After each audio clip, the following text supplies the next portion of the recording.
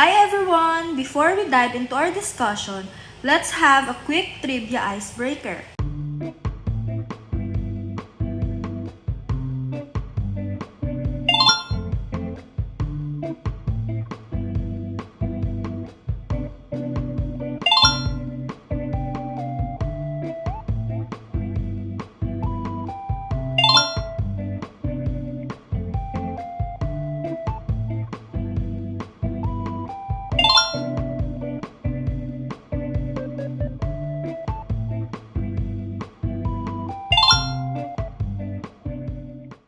Now, let's proceed to our discussion. Today, we'll be exploring the topic of unemployment, examining how and why it changes over time, and what these shifts mean for our economy and society. Here's a quick overview of what we'll be covering in today's lesson. To begin with, let's first look at the economic cycle and how it impacts unemployment. We'll be exploring how different phases of the economy like growth, recession, and recovery can lead to shifts in employment rates and affect job availability. The economic cycle consists of four main phases: expansion, peak, contraction, and recovery, each influencing employment levels. During expansion, businesses grow, demand for goods and services rises, and companies hire more workers. This helps reduce unemployment rates. However, during contraction or recession, economic activity slows, and businesses face financial pressures and cost-cutting measures often leads to layoffs. These cycles highlight why unemployment rates are not constant but fluctuate with economic conditions. By understanding and monitoring these cycles, we can better predict when unemployment might increase or decrease. This allows us to take proactive measures to manage its societal impact. A person who is of working age, able and willing to work, and actively seeking employment is considered unemployed. This refers to jobless individuals contacting acquaintances about openings or looking for jobs. Key characteristics of unemployment. First, involuntary. People who are unemployed are typically not choosing to be out of work. Second, active job search. They are actively looking for new job opportunities. And lastly, available for work. They are willing and able to take a job. The four main types of unemployment. First is frictional. This includes situations where a worker relocates to a new city and needs to secure a new job, as well as individuals entering the workforce for the first time. This type of unemployment is the most prevalent and consistently occurs in any economy. Second is the cyclical. This happens when there is not enough demand in an economy for goods and services, resulting to businesses not being able to offer jobs. Third would be the structural.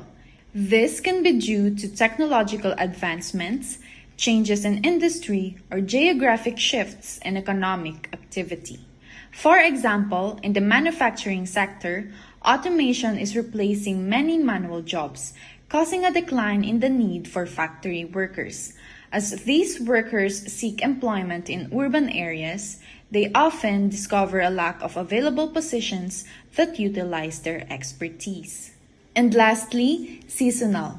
Unemployment tends to rise during the holiday season when many temporary retail positions are filled, such as cashiers to handle the increased volume of customers shopping for gifts. And once the season ends, those workers are left searching for new employment opportunities. Some of the factors influencing unemployment are: first is the economic growth. A country's economic growth rate directly impacts job creation. When the economy is expanding, businesses tend to hire more workers to meet increased demand. Conversely, during economic downturns, businesses may reduce their workforce to cut costs. Second is the population growth. According to studies, this is one of the main causes of unemployment in the Philippines despite relatively fast employment growth. Rapid population growth can outpace job creation, leading to higher unemployment rates. Third is the education and skills mismatch. A mismatch between the education and skills of the labor force and the requirements of available jobs can contribute to unemployment. If graduates lack the necessary skills for in-demand occupations, they may struggle to find employment. Fourth is the minimum wage. High minimum wages can make it more expensive for businesses to hire workers, potentially leading to job losses and reduced hiring. And lastly, government policies. Government policies such as labor regulations, tax incentives, and infrastructure development can significantly influence unemployment. For example, restrictive labor regulations may discourage businesses from hiring, while tax incentives can encourage job creation. Now let's focus on how technological advances affect unemployment, focusing on two primary impacts, which is job displacement and job creation. First, job displacement. As technology automates routine tasks such as those in manufacturing, retail, or logistics, certain jobs, particularly low-skilled ones, are reduced or eliminated. Automation through self-checkout systems or robotic assembly replaces positions like cashiers or factory line workers. This shift poses challenges for workers who don't have the skills to move into more tech-driven roles. Second, job creation. While some jobs are lost, technology also creates opportunities in emerging fields like IT, AI, and cybersecurity. These new roles often require specialized skills, so workers need to upskill to stay relevant. Additionally, many existing roles are transforming as digital tools and data analysis become essential in fields like finance and healthcare.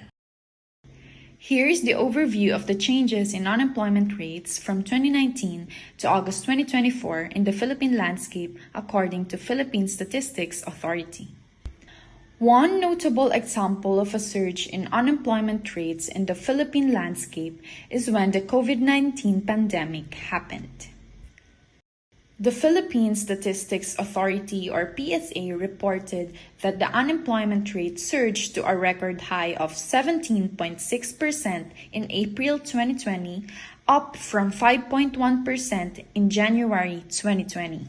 This translated to approximately 7.3 million Filipinos losing their jobs due to lockdowns and economic restrictions.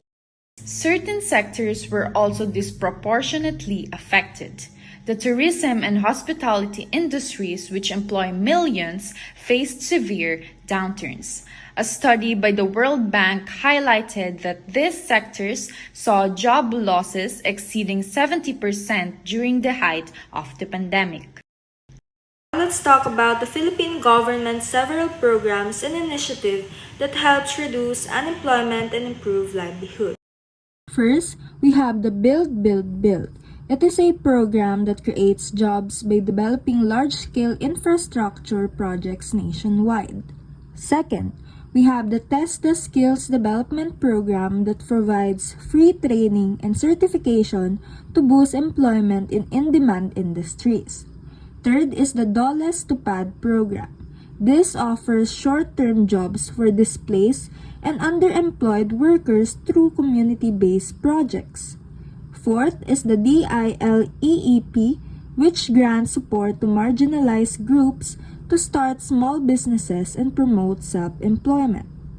Lastly is the PESO program. This connects job seekers with employment opportunities, career counseling, and job fairs. In summary, unemployment is closely tied to the economic conditions.